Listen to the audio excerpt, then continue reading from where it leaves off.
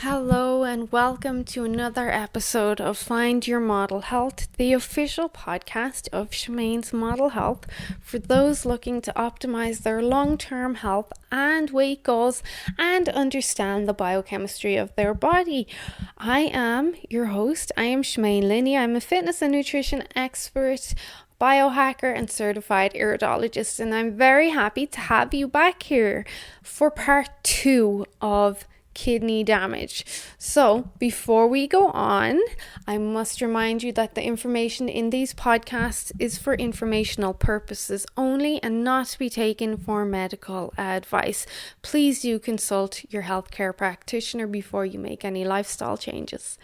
Okay, so in this part of kidney damage, part 2, we're going to look a little bit more in depth at the aspects of kidney damage. Now, last week, we looked at how the kidneys work and what we could do to maybe prevent kidney damage. But if you already have kidney damage or kidney disease, what is that and what are some of the associated symptoms and risks involved in that? So last week we saw that the kidneys are a pair of fist-sized organs located at the bottom of the rib cage on each side of the spine.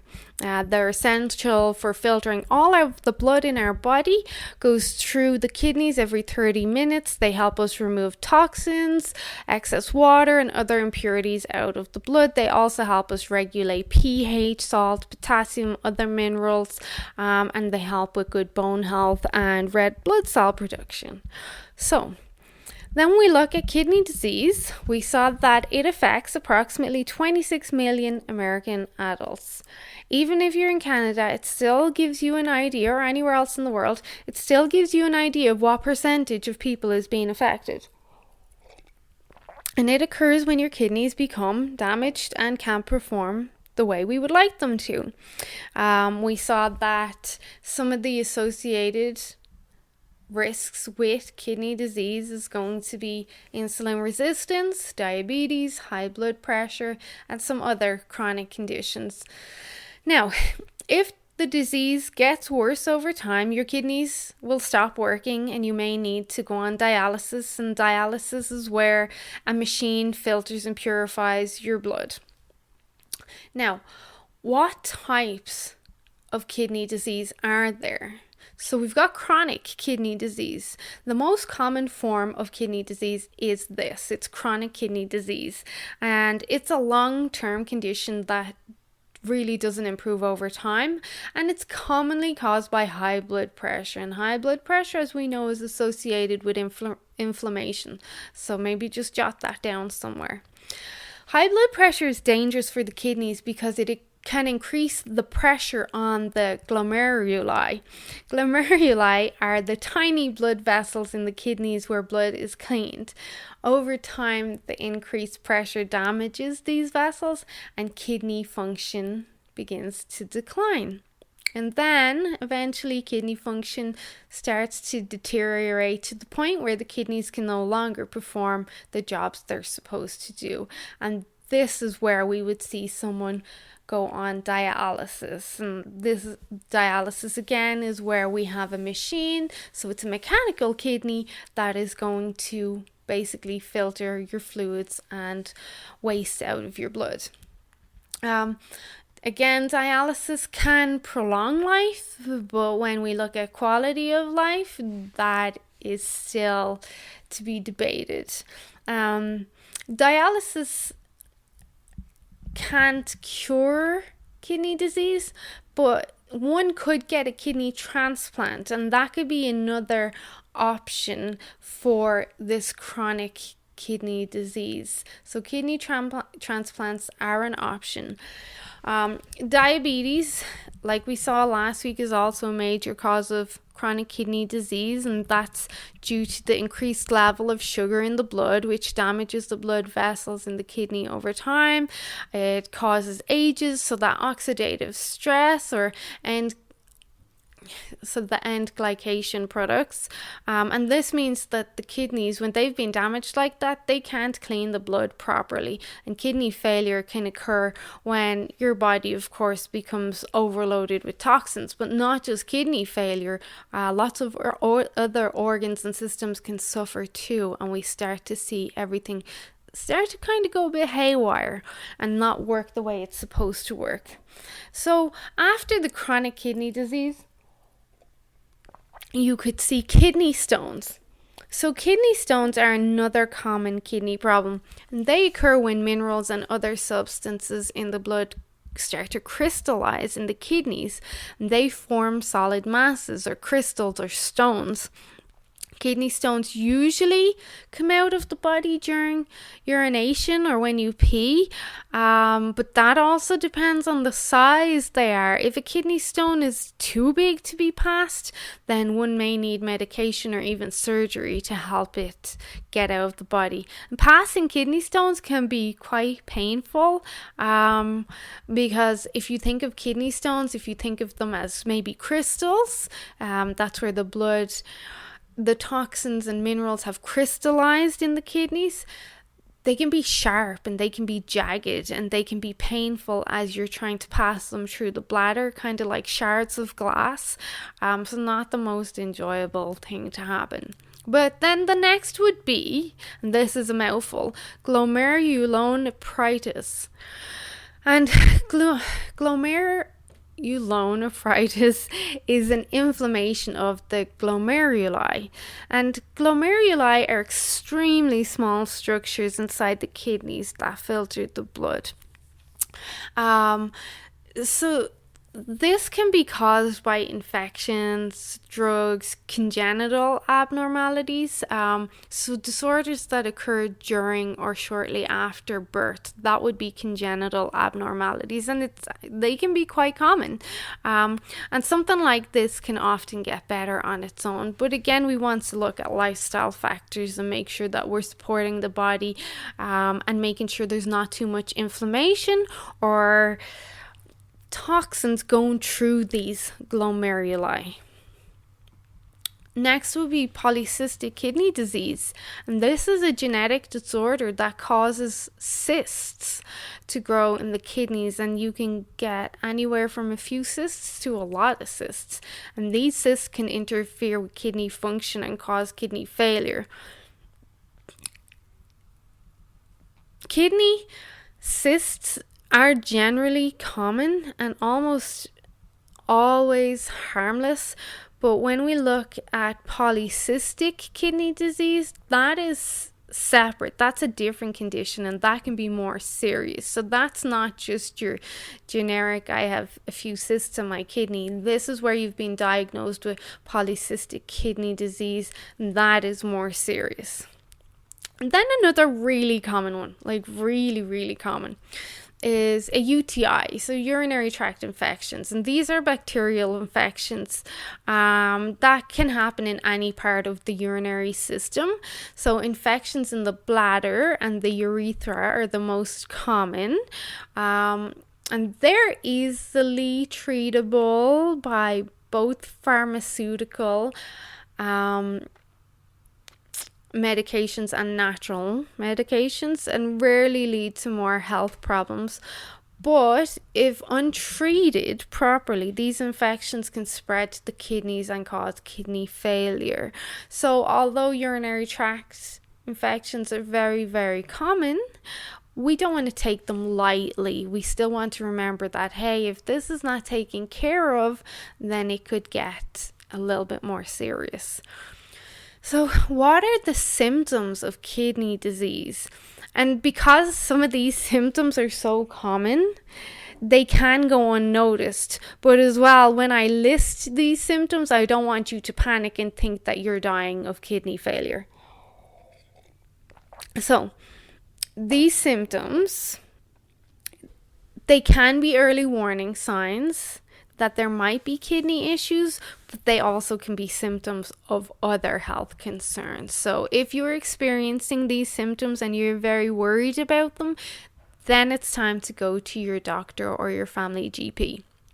So fatigue, difficulty concentrating, trouble sleeping, poor appetite, muscle cramping, swollen feet and ankles, puffiness around the eyes in the morning, dry scaly skin, frequent urination, especially at night. And you'll see a lot of those, you'll be like, oh my god, I have all of these, but a lot of those can be associated with other health conditions too, so you don't want to jump the gun. There are some more severe symptoms that can be clearer indicators that, hey, there may be something going on here. So they would be nausea, vomiting, loss of appetite, changes in urine output. So that could be changes in the color and more frequent urination, fluid retention, so, a decrease in red blood cells, or what we would call anemia, decreased sex drive, sudden rise in potassium levels, which is called hyperkalemia, inflammation of the pericardium, which is a fluid-filled sac that covers the heart. And again, some of those you'll be saying, hey, I have these. Look, if you're really concerned and you're ticking a lot of these boxes, then you might go to your doctor and they can run a simple blood panel or take a look. So last week we looked at some of the preventative measures to kidney damage, and they can then kind of be correlated with, well, hey, these could possibly cause kidney damage, but there are other risk factors for developing kidney disease. I mentioned last week that 80% of people with diabetes end up getting kidney transplants. Diabetes is a leading cause of disease, accounting for 44% of new cases, and we saw last week that is that high blood sugar level. Other risk factors, again, are high blood pressure. If other family members have chronic kidney disease, then you can be at higher risk if you're elderly, or if you are of African, Hispanic, Asian, or American Indian descent. We see that those people tend to have higher rates of kidney issues. So if you're concerned that kidney disease might be a problem for you, or you're panicking, don't panic. Let's get tested. So your doctor can determine whether you belong in any of the high-risk groups for a start, and then they can also run some tests to see if your kidneys are functioning properly. So we've got the GFR, and that is the glomerular filtration rate, and this test measures how well your kidneys are working and determines the stage of kidney disease, if any, is present. You can also get a CT or an ultrasound done, and this can give clear images of your kidneys and your urinary tract, and these pictures will allow your doctor to see if your kidneys are enlarged or if they are too small. These can also show if there's any tumors or structural problems that may be present, so you may be able to also see those cysts that we're talking about. Then we get a little bit more unpleasant with a kidney biopsy, and this would only be done if your doctor thought there was something serious going on. And this is where your doctor would remove a small piece of tissue from your kidneys while you're sedated, and then they will test this sample and let you know if there's any issues correlated to that tissue sample. And then an easier one, which would be more preferred by most of us because it's super easy, unless you're like me, and that's the urine test. And every single time for years that I have had to do a urine test, I pee on my hand. Every single time. Like it just happens. Anyway, so a urine test, your doctor can request a sample of urine and they'll test it for albumin. Albumin is a protein that can be passed into your urine when your kidneys are damaged. So they'll test levels of albumin. And then there's a blood creatinine test. So creatinine is a waste product and it's released into the blood when creatine, a molecule stored in muscle, is broken down. And the levels of creatinine in your blood will increase if your kidneys aren't working properly. But there is a small caveat here. If you are heavy exerciser, if you eat a lot of red meat, if you supplement with creatine, they can have an impact on your creatinine levels. And even if you do eat a lot of red meat, for instance, it's usually advised that people that have kidney disease stop eating as much red meat. But just because you eat a lot of red meat and you have higher levels of creatinine doesn't mean that you're ill. You could have absolutely nothing wrong with you. It's just the fact that you eat a lot of red meat that's making your creatine look higher. So that's where testing is important. And do tell your doctor. I always tell my doctor, hey, I've just changed, or I've just trained, so my liver enzymes might look elevated on a blood panel, or hey, I also supplement with creatine, so you may see that impact my blood panel. Okay, so we saw last week preventative measures that can help with kidney disease. But then if you already have kidney disease, what are you going to do? How are you going to treat that? Well, there's drugs and medications which your doctor can prescribe, of course. Then there's the dietary and lifestyle changes.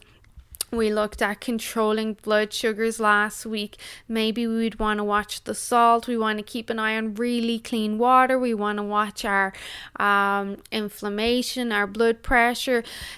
We may want to look at foods that are high in cholesterol, because for some people they can have a negative impact and cause further inflammation. Want to make sure that we're getting lots of physical activity, especially walking, to help with blood circulation and flow. If you're overweight, it's very advisable to lose weight and bring your body mass back down to a normal range for even your height and your age. So that's something that your health professional would help you with. Then, of course, on the extreme end, we've got the dialysis as well. And that's the artificial method of filtering your blood. It's not very pleasant. It's, in my opinion, it's not a way to live. So if you could possibly avoid something like this and start implementing preventative measures now, that would be better, in my opinion, than settling for dialysis. Of course, there's people that absolutely need dialysis. So I'm not saying if your doctor recommends dialysis, you say, no, Shemaine said not to do this, I'll just do these other lifestyle factors. No, I'm talking like if there was a concern for kidney disease or kidney damage, then I would start implementing the preventative measures straight away. Okay, so what are the long-term outlooks for someone with kidney disease? Generally, kidney disease does not go away once it's been diagnosed. The best way to maintain kidney health is, of course, to adopt a healthy lifestyle and take your doctor's advice. Practice the preventative measures that I addressed in episode 1 of this, and even though they're preventative, they can still aid you in overall health and support the kidneys. In my opinion, the goal would be to not allow kidney disease to get worse, which of course could lead to kidney failure, which is life-threatening if untreated. If kidney failure occurs, that's when you start to look at dialysis and kidney transplants. So I would start addressing everything else that I've looked at. Look at your weight, look at your insulin resistance, look at blood pressure, inflammation. How often do I go for walks or exercise? What does my nutrition look like? What's my stress like? My exposure to heavy metals and herbicides and fungicides? Do I air my house? All that. And all of that is pretty doable, and most of it is free as well. So there's a lot of tools between these two podcasts. So Kidney Damage Part 1 and Kidney Damage Part 2. Listen to them again. Take some notes if you have any concern about kidney damage. Then go to your doctor, ask for testing, and then once you get an answer, you can go from there. But of course, I hope that nobody has any kidney issues and you get nothing but positive results. So I hope you found this second part of kidney damage. Super helpful. If you haven't listened to part 1, do go back and listen again. Please share with anyone you feel may benefit from these podcasts and help us reach the masses. When people can understand how their body systems work a lot better, it allows them to make the changes, and then we can make the world a little bit healthier, one person at a time. So thank you for your time today. I really appreciate it. I hope you enjoy the rest of your week. Stay safe, and I'll chat to you again soon. Bye bye.